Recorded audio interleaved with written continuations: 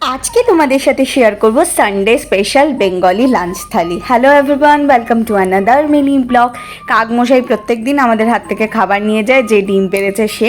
তো আজকে স্পেশাল মেনুতে ছিল মাটনের ঝোল আর পটলের দোরমা, তার সাথে চিচিঙ্গে ছেচকি। ননদ আর বৌদি মিলে কিচেনে ঢুকে পড়েছিলাম। তনু সাত সকালে ঘুম চোখে মাটন রাঁধতে চলে এসেছিল।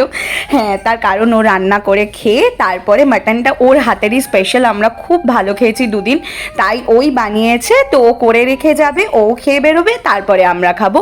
এই ছিল মাটনটা, হালকা পাতলা, জাস্ট মাটনটা অসাধারণ হয়েছিল, এত সুন্দর মাটনটা করে। আর এখানে আমি রেডি করছিলাম সবার জন্য থালি, গরম গরম ভাত, তার সাথে থাকবে চিচিঙ্গে পটলের দোরমা, চিচিঙ্গে ছেচকি, তনু রানীর হাতে করা স্পেশাল মাটনের ঝোল। ওফ, মানে আজকে সানডে জাস্ট এইটুকু। দেখা হচ্ছে নেক্সট ব্লগে, টাটা।